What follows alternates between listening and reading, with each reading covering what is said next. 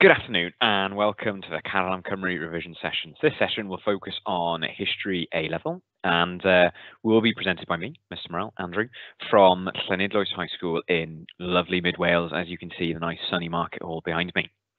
The session will last around 45 minutes where the teacher will go through the relevant content. If you have any questions, please use the question and answer section in the top right-hand side of your screen, and I'll endeavour to answer them during the session or probably more likely at the end of the session.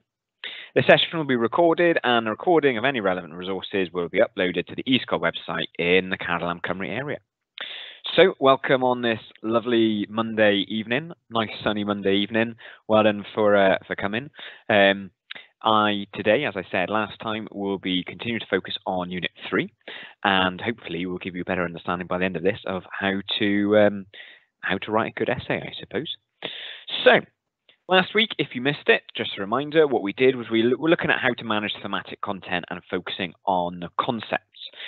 Really, the reason for this was to try and get you to a stage where you're not thinking there is just too much to know.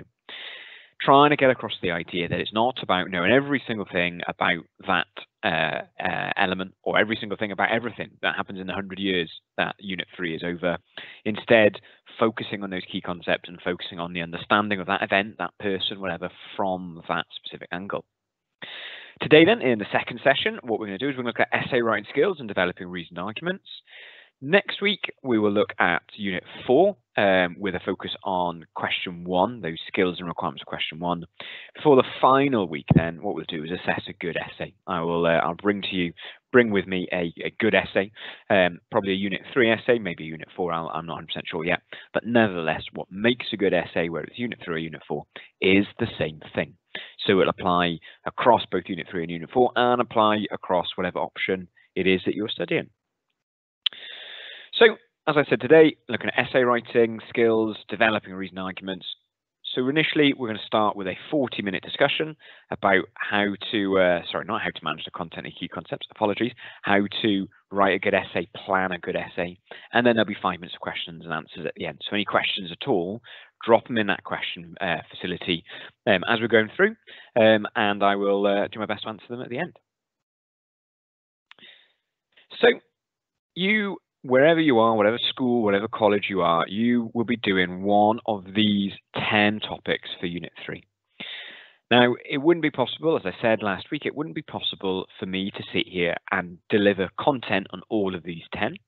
And also, it wouldn't be possible for me to focus just on one, because then the rest of you, the other 90%, whatever of you, wouldn't have a clue what I was talking about. So, we are focusing on those skills that cut across. In last week's PowerPoint, I put a slide up of the WJC's website link to give you some really good resources in terms of content and also the revision guide that does exist for the American century. These are really good content-based things, but today we're looking at those skills that span across all 10 of these options. Now, I teach here at Llanidloes, I teach the American century, and so I've endeavoured not to just use the American century, but unfortunately, that is where my interest, that is where my expertise, probably the wrong word, but you know what I mean, that's where it lies, is the American century. I don't know so much about the other topics as I haven't taught them myself. But nonetheless, what we're doing, what we're talking about, will span across all of these, because ultimately what makes a good essay is the same for the American century as it is for changing leadership and society in Russia, as it is for poverty, protest and rebellion in Wales and England. What makes a good essay makes a good essay. End of story. So when you write an essay, whether that's in a mock exam or when you do one for your teacher or your lecturer to mark, they will mark it and give you a mark out of 30, and they'll base that on what we call band characteristics. Now, these essentially are where your marks come from. And at this point, lots of A2 students usually are either in Band 3 or Band 4. Band 3 being 11 to 15 marks, Band 4 being 60 to 20 marks out of 30. Now, for a bit of context, okay, you're talking 15 marks for a C, 16 marks for a C, 18 marks for a B, 21 marks for an A, 23 marks for an A star. Right, just a bit of context in terms of where those Usually they change year to year, obviously, and hopefully your teachers or your lecturer will have told you that, but that's roughly where it would sit. Okay. So if you're getting band 3 marks, 11 to 15 marks, and currently you're working at a D level, really, okay? Now that's nothing to be worried about, really, because you just spent the year probably looking at the content, right? Writing up, focusing really on the content. But now is the time, as you're finishing that content, as you're getting towards revision, to be focusing those skills on writing a specific essay, building your essay writing techniques to then absolutely smash the exam when you get to there, because you'll have written a good essay, not just known the content you need to know. So what does the band 3 answer look like? Well, essentially, this is what the exam board say. This is word for word from the exam board's marking scheme. And initially it says it's two-sided, listing and assertions. Two-sided essentially is a for and against argument. This is my argument for, this is my argument against. You're just looking at two sides there. You're not looking at more than one side. Listing almost sounds a little bit like a story. This happened, then this happened, then this happened. That's a list, isn't it? Right? I'm going to a shop and I'm going to buy this, and then I'm going to buy this, and then I'm going to buy this.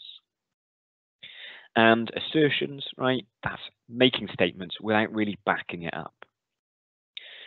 So what you're doing there is you are doing well because you're still in band 3, not in band 2 or band 1, but you're not quite making it a good enough essay to be a C, a B, an A, or even an A star. So, as I said, two-sided means that you do demonstrate more than one perspective or point of view, but you're stating them rather than discussing them. This is a point of view, then this is a point of view, not discussing, right? And I'll focus it in a bit. I'll point you in the right direction of the words that really focus you on the discussing. Well, right, the exam board say the response is some patchy period coverage. There is some accurate and relevant knowledge of the main issues associated with the relevant theme. So what does it mean if it's patchy? Well, it means you miss big sections out of the time period in the question. And that's going to be important later. We'll look at some exam questions and focusing on them. That time period is really important for two reasons. One, because if you don't cover the whole time period, then it's going to be patchy period coverage, a band 3 characteristic. But also, if you cover outside of the time period, then that's really important because, frankly, it is just wasted time. If it falls outside of the period of the question, the examiners can give you no marks for it at all. You may as well have not written it at all. So noting that time period is really, really important. Some accurate and relevant knowledge of the main issues. That means you have made your knowledge specific to the theme in the question. So even to be a band 3, you need to notice what the theme is in the question. And we'll look at that in a minute. And when it says associated with the relevant theme as well, it means you have written a for and against argument that does allow you to reach a conclusion. Yeah, ultimately, your discussion, or not your discussion, your assertion, sorry, have allowed you to reach a conclusion. Even if it's not the best conclusion in the world, you still managed to reach some sort of conclusion. Band 4 then, right? It's maybe where most of you are. Band 3 is some A2. Band 4 is where most people tend to be at A2 at this time of the year. Before then, that focus driving people a bit higher to band 5. Band 4, well, what makes a band 4 answer, right? Well, it talks about meaningful discussion and mini judgments. So this is a discussion that does see more than one point of view, right? But it doesn't draw those judgments together. You make a mini judgment based on each point. You don't then at the end, almost certainly where it usually is at the end, bring those judgments together to make an overall judgment of the question.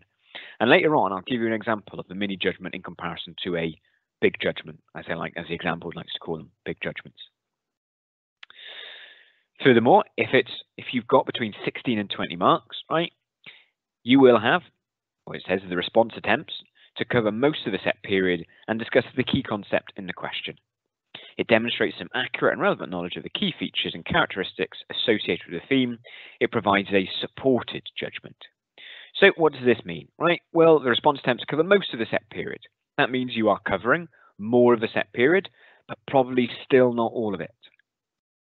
And you also discuss more than just the feature in the question. When we look at it in a bit, when we look at some exam questions, we'll see what I mean about the feature in the question, and you need to discuss more than just that feature.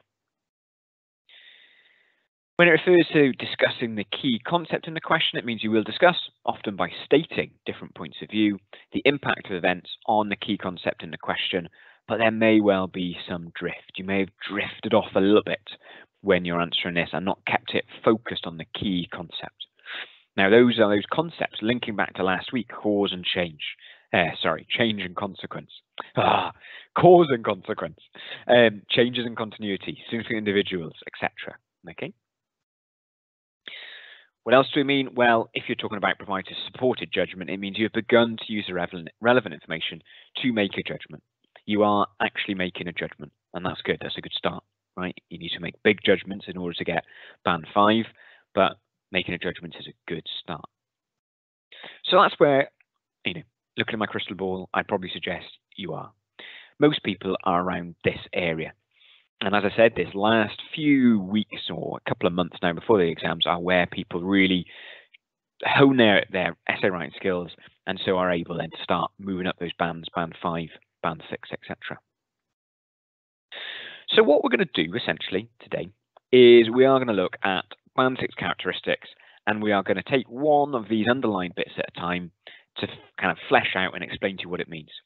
So band 6 is lucid, convincing, debating. If you're lucid, then it's kind of free-flowing and discursive.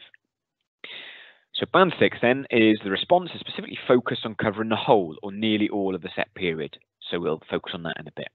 And debating the key concept in the question set, we'll focus on that. And provides a substantiated, sustained, and integrated judgment, again, which we'll focus on. It demonstrates accurate, relevant, and precise knowledge of the key features and characteristics associated with the theme. So what we're going to do, each one of those underlined bits, we're going to take one at a time to show you what the examiners mean by these things, right? This is examiner talk, what you've got in front of you here. This is what us as teachers and examiners use to mark these essays, not necessarily what we tell you to do, because we change the wording in order to make it clearer, hopefully, because sometimes, I'll be honest, it's not always that clear to us as well. So how do you ensure your answers fully focus on the key concept? Well, spotting historical concepts continued, frankly, right? Rather than spotting them in the content that you've been learning, you're spotting them in the question itself. So as you will see, right, in the slides to come, all questions for Unit 3 expect you to engage in debating the key concept in the question. And in order to do this effectively, you need to become skilled at spotting the concept and the evaluation that the question requires. Now, I've underlined requires there because it's not what you want to see it done. It's not what your teachers taught you for it to be. It's what the question requires. And that will be different, right? It'll be different maybe from how you've learned it. It'll be different maybe from the practice questions you've done. But everything you will have done, everything you've revised will allow you to focus on that specific concept in that specific question. And this is vitally important to ensure that you answer the question set. Capital letters, because it is 100% the thing the examiners are looking for.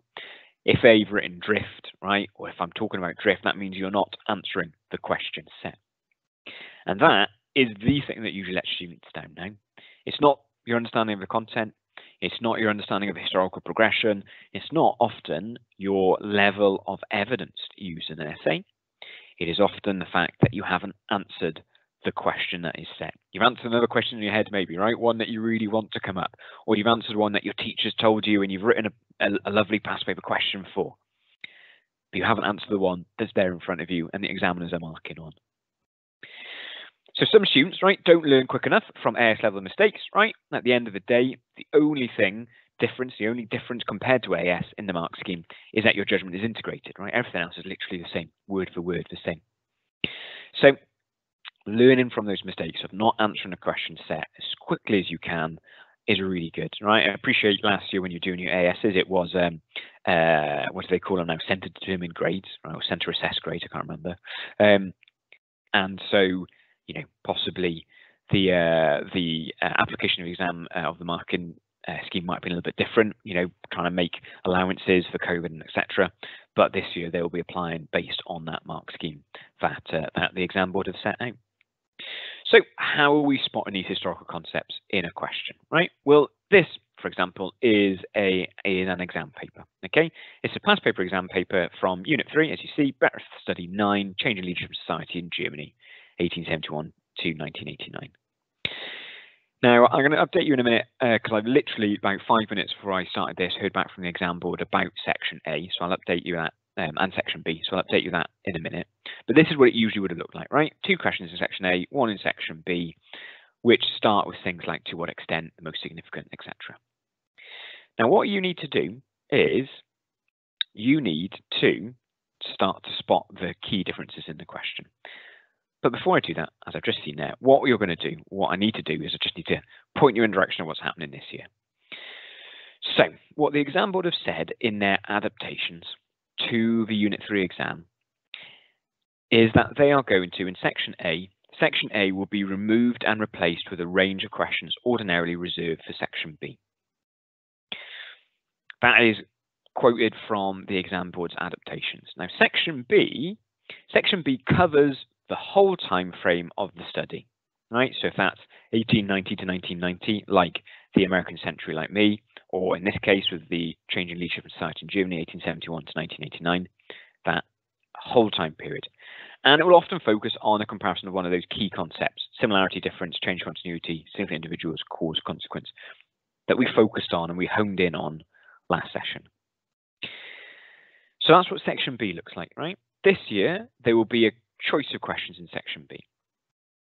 So you won't, it helps because actually if one's about similarity, difference, and one's about cause and consequence, and you're more familiar with cause and consequence, that'll be good. It'll help you answer it better. Now, literally, as I said, about 5 minutes before I started this, I got this confirmation from the subject officer at WJC, quote unquote from her email, right? There will be a choice of Section B style questions for Theme 1, choose one from 2, and then another choice of Section B questions from Theme 2, again, one from 2. So what it means in reality is, it means Section A will have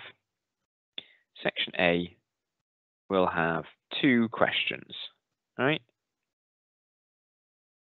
And it will be a choice between whole period coverage questions, right? It'll be over the whole period. So in my case, American century, it'll be 1890 to 1990. Section B will be the same as it always was, but the fact now there will be a choice between 2 questions. Right? You choose which one of the 2 you want to do. So when I'm talking about themes, what it means in reality is the following, right? In American century, Theme 1 is civil rights. So Section A will be a civil rights question, choice of 2, that will cover the whole period, 1890 to 1990. Section B will be Theme 2, which in American century is making of a superpower. And again, there'll be a choice of 2 questions that both cover the whole period. So basically, right, if you are using past papers for revision, then really you want to use the Section B questions. Okay, Section A questions are good, and we'll have a look at Section A questions later because they help hone in on some of those more specifics. But Section B questions are going to be the ones that are more similar to what the actual exam will have. So when you get your essay, when you arrive in that exam hall, right, or when you're writing an essay and build up to the exam, you need to identify 2 things in the question, right? The first is the factor in the question, the specific event or thing it's talking about. And the other is the key concept. And that key concept is the thing that you will debate. It's the thing you'll keep referring to again and again in order to reach an evaluation. So here are some Section A questions, right? Now let's think about the Section A questions. Let's get the right color on my thing. So this is first one is one from option 1, right? And the question asks, to what extent was social change the most significant development in Wales in the period from 1240 to 1284? So the factor in the question is social change. Because social change is one of a number of elements of change. It could have been economic change, political change, technological change. Whilst the concept then is going to be the most significant development. So what this means is it means that you are going to discuss social change because it's specifically listed in the question, and it's going to be one of a number of different factors you discuss, but you have to discuss social change. Throughout those different factors that you're discussing, you are going to be debating which was most significant in the development of Wales. So let's apply that again to this second question. This comes from option 2, Wales and England, 1485 to 1603. How far do you agree that the municipal schemes were the most effective method of dealing with the problem of poverty and vagrancy in the period 1558 to 1603? So your factor is municipal schemes. That is one of many things that may have been done in order to deal with poverty over this time period. So they're specifically asking you to discuss that, and you'll obviously discuss other methods as well. But the key concept that allows you to debate is which was the most effective method of dealing with poverty. So whether you're talking about municipal schemes or whether you're talking about other things that were used to deal with poverty, you are going to be debating which was most effective. So that's something you'll discuss throughout the whole essay. Next one. From option 3, Reformation and Discovery. How far was John Calvin the most significant influence on the spread of Protestantism between 1521 and 1559? So your factor in the question is John Calvin, one of the significant individuals, right? And your debate, your key concept is going to be the most significant influence on the spread of Protestantism. So John Calvin is one of many individuals that you would discuss in your essay. But for each of those individuals, you are debating, you are discussing which was most significant of an influence on the spread of Protestantism. Let's do this next one. Option 4, England and Wales, 1603 to 1715. The Petition of Right of 1628 was the most significant development in politics and government during the period from 1625 to 1660. So here, your factor is the Petition of Right. And your debate is the most significant development in politics and government. So the Petition of Right is one of many developments that you would discuss in your essay. You have to discuss it because it's in the specific question, but it's one of many. The key concept is the debate, the thing that you are going to debate throughout the essay, which was most significant. Which was most significant. Now, also, key thing to do is to note the time period, right? Now, as I say, these are section A questions, okay? So these would have been more narrow focus and not something you should worry about because you're all going to have section B questions like a second ago. Like in a minute. But nonetheless, right, noting the time period is important because it means that you keep what you're doing within that time period. So you're not throwing away good time by talking about something that happens outside of the time period, or indeed not talking about the whole period and throwing away good marks because you've missed the early part of the period or the late part of the period. You can see even in my pre-prepared, I have done exactly the same thing. So, section B then, right? Section B is what more of these are going to look like, right? The question's a little bit different. So you'll notice this now as we talk about it. So option 5, the question is French Revolution, 1715 to 1815. The greatest changes in French society and economy during the period from 1715 to 1815 were those that affected the Catholic Church. Discuss. So you can note for that, right? The time period is the same. Oh, sorry. The time period is the same as the whole of the study. So actually, you can't really go wrong with these section B questions. They're all, as you can see, I'm underlining them now. They are all the same length of time as the period. So whatever you've done, actually it'll fit in, won't it? Because you won't have done stuff before the period, you won't have done stuff after the period, so it'll fit in. So more importantly for you is to make sure that you take it back to the early bits, right? Make sure you take it back as far. That's the temptation often, is to start later on and not take it all the way back to the beginning. Now, the same thing applies in that when you get an essay question, you need to identify two things: the factor in the question and the key concept. So this first question, the greatest change in French society and economy during the period from 1715 to 1815 were those that affected the Catholic Church.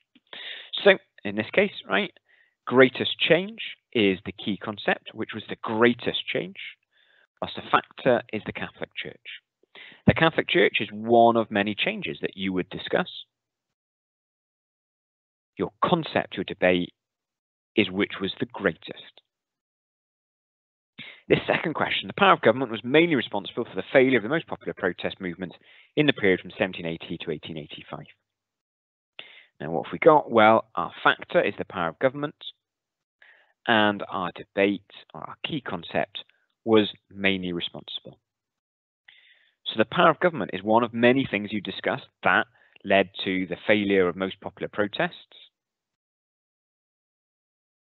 Throughout, you're going to be debating which one was mainly responsible for that failure. Next question, option 7. How far did the policies of national government 1931 to 1940 make the most important contribution to tackling poverty and unemployment in the period 1890 to 1990? That's a bit of a mouthful, that one, isn't it? A long one, that. Well, here we go. Factor in the question, the policies of a national government. As you can see, they've even time framed it for you. So that's just that 9-year period. So that's going to be one of many factors that help to tackle poverty and unemployment. But your key concept, your key debate, is which was the most important contribution. And option 8, the main reason for the improvement in lives of African Americans in the period 1890 to 1990 was the action of the federal government. Federal government is the factor in the question. You have to discuss what the federal government did, but you'll also discuss other key factors. And then the key concept of the debate is the main reason for improvements. Was it the main reason for the improvements, or were other things the main reasons for the improvements? So by exploding the question and identifying the time period, the factor in the question, and the key concept, you are much more able to hone in on that key concept and the question that's specifically asked.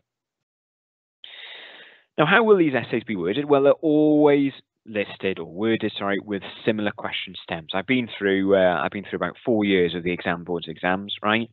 And every single one of those questions had one of these question stems: a quote and then discuss, or to what extent did something something, or how far do you agree something something, or how far was something something, or how successful was something something.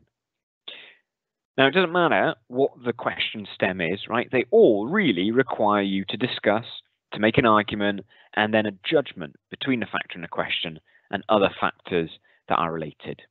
So, for example, option 8, the bottom question here, it would require you, even though it's got discussed at the end, it would require you to make a judgment on whether the actions of the federal government was the main reason for the improvements of the lives of African Americans, or was it something else? Question above begins with how far did, right? Nonetheless, it'll still require you to make a judgment of whether the national government policies was the most important contribution tackling poverty, or was something else the most important contribution. So it almost doesn't matter how the question is worded, you're almost doing the same thing. You're discussing, you're making an argument, and then you're reaching a judgment. Now, building on that, how these essays will be worded, well, they will always be on an issue that is stated on or closely linked to a specification, right? So the specification is there for a reason. It's the exam board saying this is what we're going to examine you on, essentially. It'll be phrased in a way to promote a lively debate, right? And the way they do that is by using these kinds of words, right? These keywords in the black box, these keywords were used across all option exams in 2019 and 2018, right? And that was mainly more, how successful, how effective, or how far, most significant, important, effective, or the greatest. Now, what I mean by that is if we go back to this other question here, right? Say the option 8 question along the bottom. If it said, the reason for improvements in the lives of African Americans in the period 1890 to 1919 was the action of federal governments, all you're doing in that essay is you are just saying yes or no, whether you agree or not that federal governments were a reason for the improvement of the lives of African Americans. As soon as they throw that word main in, it's asking you to compare. It's asking you to make a judgment. Were the federal governments more or less important in making those improvements? Same thing, say with the question above, right? How far did the policies of national government 1931, if I took out the question, right, and said, how did the policies of national government 1931 to 1940 make an important contribution to tackling the poverty of unemployment in the period 1890 to 1990? All it's doing is asking you to say whether the national government made an important contribution or not. As soon as they write how far did something make the most important contribution, it's asking you again to compare and to debate. So that is really important. The essays will cover a considerable period of time, in fact, the whole time period of the study you've been doing. The essays will let you sustain an argument throughout the answer, right? Whether that is saying whether it was more or less important, or whether it was more or less successful.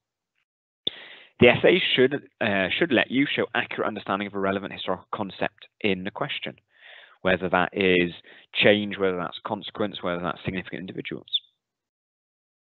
And essay titles will include a key judgment word or words which allow you to form a balanced conclusion, right? For example, here, the power of government was mainly responsible for the failure of most popular protest movements in the period from 1780 to 1885. If we took out this word mainly, right? If we took out this word mainly, and it read the power of government was responsible for the failure of popular protests in the periods from 1780 to 1885, you're just saying whether or not the power of government could do that. As soon as you add that word mainly in, what you do is you then have to make a judgment in comparison to other things that may have led to a failure of popular protest. So what this means actually is you don't need to rely on us as your teachers in order to make these questions, right? You could actually make one of these questions yourself. So to do that, quite simply, what you can do, pick a question stem, right? To what extent, how far do you agree? Whichever one. Pick a specific content piece from your specification. So last week I suggested what you did was you found your specification for your course. So it's got listed where it's events, whether it's people on it. Pick one of those. Pick a judgment word, right? Mainly, more, greater, something like that. Pick the specific concept from last session that fits it into. So if it was an individual, significant individual, and pick a time frame. In this case, right, bearing in mind what I just found out from the example before we started, is I would be looking at the whole time period. And this could give you something like this. To what extent did the White Rebellion pose the most significant threat to raw power 1509 to 1558?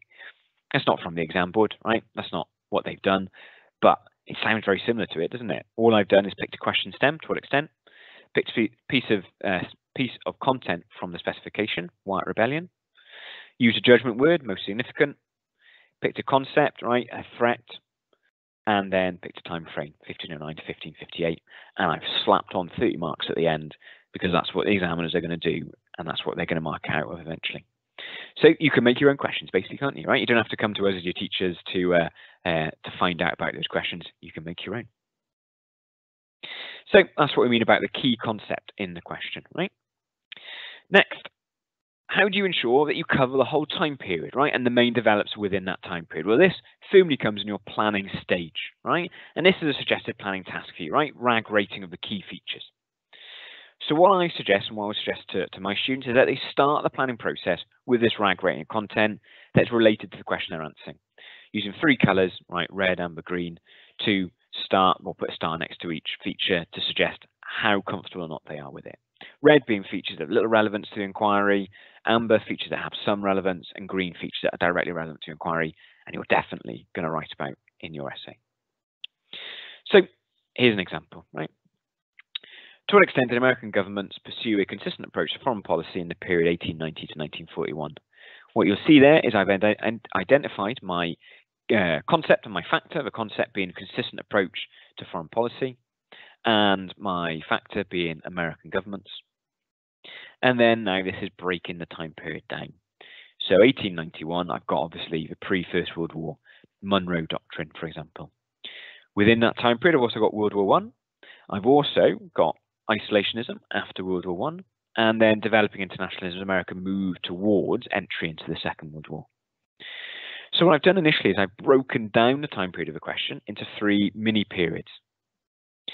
And then I'll fill those in, right? What key things happen within that period? And as a result of that, I will then highlight. I don't think the USA's role in World War I is that particularly important to the consistency of foreign policy, so it's a red. I don't think the good neighbourly policy is, so it's in red. I do think, though, that cash and carry principle is incredibly important, as well as reasons for the entry. Whilst other things like Spanish-American War are kind of relevant. So the green I'll 100% be discussing in my essay, right? The amber I will if I've got time, and the red are things I won't bother with at all. But what you've done here, right, and you probably when you're in actual exam, you'll do this in your head, but when you're doing past paper questions in a build-up, you will do this more formally. But what you're doing then is you are identifying what factors you're going to discuss and which ones you aren't going to discuss. And these might be different for different people, right? Depending on what you've learned about it, depending on how comfortable you are with it, depending on which kind of perspective you've taken on it as well. So that is how you focus specifically on the whole period. How do you ensure then that you debate the key concept in the question, right? Well, writing your essay as if you're justifying your RAG rating decisions can help. And to do this, you'll develop a difference between assertion and argument. Assertion is a statement, right? Argument is an assertion that's then justified with a reason or further detail. So, for example, right, looking at this question here, how far do you agree that presidential activism had the most impact on the achievement of civil rights for African Americans in the period 1890 to 1919? What you could do, well, a sub-idea is that Martin Luther King had a huge influence on civil rights, more so than President Johnson, who was president roughly the same time. So the assertion would be that African Americans were subject to a large amount of discriminating attitudes at this time, which Martin Luther King mobilized the civil rights movement against. My argument then is providing support for this assertion, right, with reference to Martin Luther King and Johnson's influence, giving specific examples, backing it up. Again, another assertion could be that these attitudes were stubborn, long-lasting, and worse in areas like the South that didn't vote for President Johnson. Again, in order to make an argument, I'll be backing it up, providing support for it, examples, specific information. Last one, example, Martin Luther King may have pushed Johnson into action to rectify the issues as an assertion. How do I back it up? Turn it into an argument. Sorry, how do I turn it into an argument? I back it up by providing specific examples, etc. So for a debate to occur, you also need to analyze, right? And analyzing is looking at something from more than one perspective or point of view. And the key words for this are on the one hand, however, on the other hand. And the key things that you can do to help you analyze are look at the time, right? Short term and long term. On the one hand, in the short term, this happened. However, in the long term, this happened. Or perspective. On the one hand, the consequences politically were this. However, on the other hand, the economic consequences of this, and that had much more of an impact. And also extent. Small or large impact. Some things will have only a little impact. Some of them will have a large impact. So in your argument, turning your assertion into an argument, as well as including specific evidence, you could analyze the points too, and that'll develop a convincing debate, whether it's long-term or short-term. So an assertion being, for example, right, Martin Luther King may have helped push Johnson into action to rectify the issues. Your argument would be looking about the short-term and long-term implications of that. So here's another planning tool, right? To help ensure you can organize all of this into something that's digestible and can help you, right? It helps you ensure you think about using the evidence to enter into debate. So put the question in the middle, put the period coverage to the left, right? Key features, key things you really, really need to include. And then you've got these other two boxes. Evidence to support the proposition, evidence to support the idea that presidential activism had the most impact, and evidence to enter into debate. Things that suggest actually it wasn't presidential activism that had the biggest impact. And this then allows you to write a much more debating and discursive essay.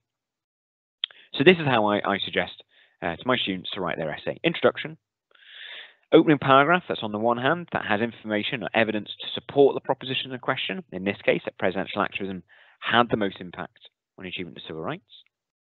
On the other hand, for the next paragraph, so you're kind of debating, looking at it from the other side.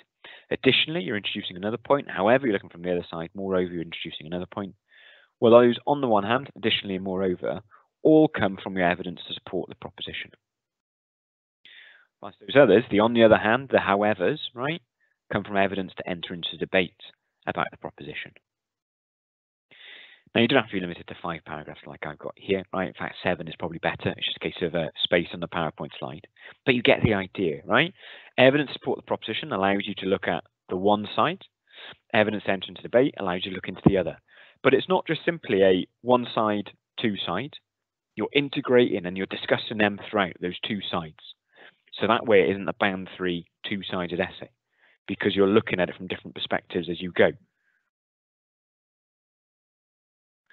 So that then, right, is how we ensure we cover the set period and how we ensure we're still debating the key concept. So how do we sustain and integrate our judgment, right? Well, this all starts from your introduction.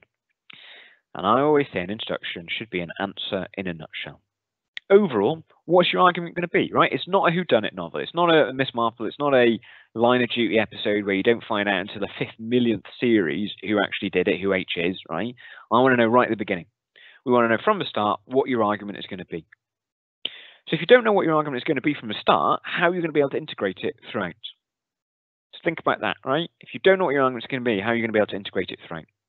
So by setting it out right at the beginning in an answer in a nutshell, it allows you to integrate it. So this introduction then, right, should set out where you're going and briefly define any of the key terms. Don't waste your times on long, rambling introductions. Don't do it, right? You don't need it. It's not a debate. So here's an example, right? A waggle, or what a good one looks like, I would suggest. So it's for the same question we're looking at a minute ago in terms of presidential activism having the most impact on the achievement of civil rights. Presidential activism no doubt had a significant impact on the achievement of civil rights, passing the Civil Rights Act of 1964 and subsequent Voting Rights Bill of 1965. Saw a significant de jure improvement in the lives of African Americans 1890 to 1990. However, many civil rights campaigners during the 50s and the 60s were actively working towards ending de facto achievement of desegregation, the right to vote, freedom from discrimination, evidence no better than in the Selma campaign, which occurred after 1964 Civil Rights Act. Civil rights could only be said to have been achieved when this happened, de facto, and attitudes had changed. Therefore, the role of the civil rights movement in changing attitudes and Martin Luther King to promoting de facto civil rights means they had more of an impact. So, I've given my judgment, right? Right from the beginning, civil rights movement had the biggest impact. I've also defined what I mean by having the biggest impact, which is de facto changing attitudes. It's not laws that have been integrated. It's not sympathy from non-African American communities. It's attitudes and it's de facto, what actually happens on the ground. So define those key concepts. I'm going quickly because we haven't got long left. I apologize, right? In terms of then continuing to reach that substantiated and sustained judgment, there is a difference, as we saw right at the beginning, between mini judgments in band 4, and then big overall judgments in band 5 and 6. So mini judgment would look like this, right? President Johnson was only able to pass a civil rights bill of 1964 because of the goodwill generated by the shock of Kennedy's assassination, so he's less significant than Kennedy. I've made a judgment, haven't I? Because I've said he's less significant than Kennedy. But it's only a mini judgment. A big judgment looks like this. President Johnson capitalized on the legacy of Kennedy and the short-term shock brought by his assassination to ensure long-term significant advances in civil rights. Nevertheless, these long-term changes in law were unable to challenge the attitudes of many white Americans and African Americans who saw Kennedy's assassination as unconnected to the civil rights issue and so continue to look elsewhere than the presidency for their impact and inspiration on civil rights. So what I've done is I've begun to compare Johnson to Kennedy to the Civil Rights Act, or Civil Rights Movement, sorry. And what that does is that turns it into a big judgment. It allows me, or allows the examiner to say you've begun to compare as well as make a judgment. And that is what they mean by a big judgment. So, top tips to ensure your judgment occurs throughout the essay, not just in the conclusion, right? Plan well. What evidence can you use to back up and challenge your argument to ensure it's a debate? Absolutely crucial here is use the words of the question, right? Use the words. If it's effective, use effective. If it's greatest, use greatest. Whatever the words in the question are, use them. Make sure you frame your essay around the key concepts that we saw last lesson. This will help to ensure your knowledge is precise, and that will help you reach a sustained judgment. And don't view each paragraph or idea in your essay in isolation, right? This is where identifying those key concepts is central. Because what it does is it allows you to spot similarities and patterns, which will then draw out a debate and judgment. If you just see presidential activism as one paragraph, civil rights movement as another paragraph, Jim Crow laws as another paragraph, then it's not going to be all linked together and your judgment isn't going to be sustained and integrated. It's going to be piecemeal instead, isn't it? And in terms of your conclusion, right? Conclusion, don't view it simply as a summary at the end of your essay. Some people say, don't they? Introduction, say what you're going to say, and then say what you're going to say, and then conclusion, summarize what you've just said. Right? Not really, okay? It's not just a summary. Really, we also don't want you to integrate new ideas here, but really, your conclusion is a place where you can tie those mini judgments together. Tie them together that you already haven't linked, and link them to your big judgment. What you've set out in your introduction is what you're going to say as a judgment. Because examiners ultimately want big judgments where you are comparing and linking between evidence back in the proposition of question, evidence used to debate that proposition in the first place, tying it together to your conclusion. And often your conclusion is fairly chunky as a result because you are comparing, you're pulling all those mini judgments together. So, for example, if you had a paragraph on presidential activism, you might be saying how effective presidential activism was. Your conclusion then is saying whether presidential activism was more or less successful or had more or less impact than things like civil rights movement, Jim Crow laws, etc. And that is how you sustain and integrate your judgment. Ultimately then, right, how to be imprecise? Well, ensure you're familiar with the content, and on top of it, as per last week's session, wholly all the way for that precise knowledge. So that brings us to the end of essay writing skills, right? Try and put that into practice over the next couple of weeks before we have a look at a good essay in 2 weeks' time. Next week, what we'll do is we'll have a look at Unit 4. We'll focus on those question 1 skills. And other than that, I'll have a quick look and see if there's any questions. But thank you very much for listening. Apologies a bit rushed at the end there because I didn't realise the time. I'll just see if there's any questions. There currently aren't any questions, so happy days. In that case, thank you very, very much for coming on this lovely sunny evening. Well done. And yeah, try and put them into action over the next couple of weeks, and then you can compare that then to an essay that I show you, which is a good essay. Lovely.